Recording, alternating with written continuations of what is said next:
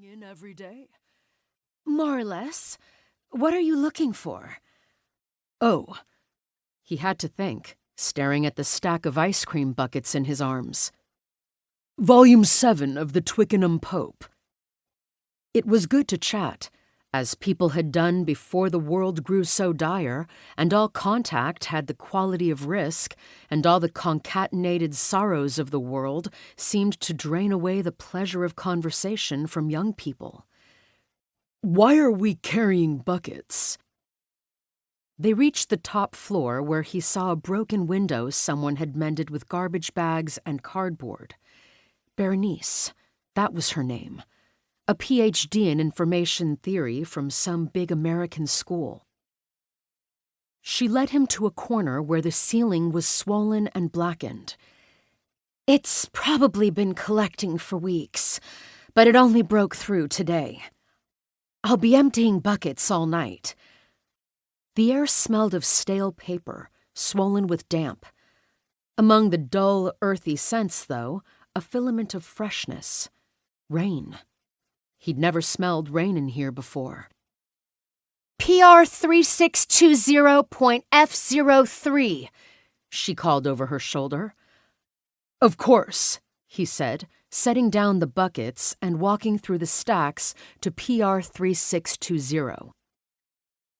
His footsteps seemed so loud he walked carefully, as though he might disturb the students who no longer visited the sunny corner at the far end, with the bench on which one could, if one got there early enough, stretch out to nap.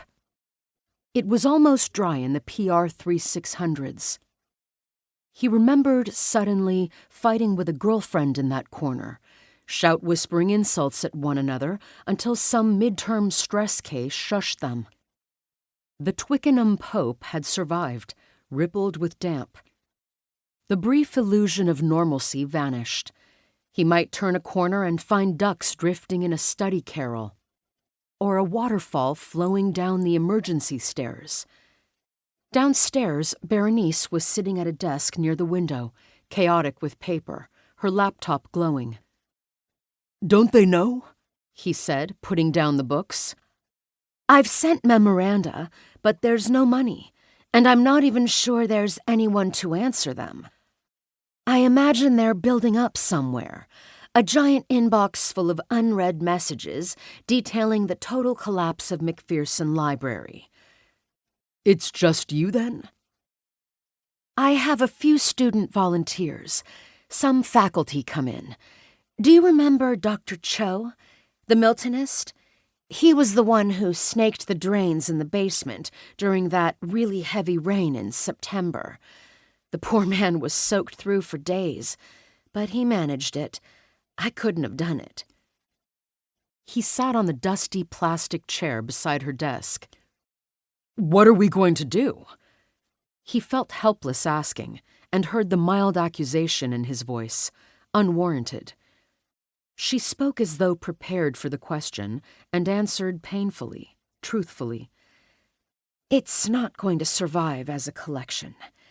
There are retired faculty who will help, and students still in town. I've been working on a list. We'll need records and a plan for distributing copies in a number of places. We should assume a great deal of loss.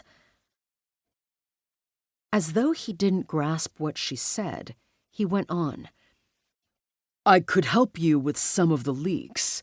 We could go up through the ceiling. But there's no saving the building. She said this surprisingly gently. Not if we're thinking ahead. And we should think farther ahead than next semester or next year. Even if the satellites work, connectivity will only get spottier. Think about what happened after the last landslide in the interior. We're going to need books again, for a while at least, maybe forever. But we can't if they're all turned to mush and locked away on campus. What do we save? Beyond Pope, obviously. Pope and animal husbandry, geography, geology, how to extract teeth, how to run a homestead. This time she laughed. A homestead. Jude felt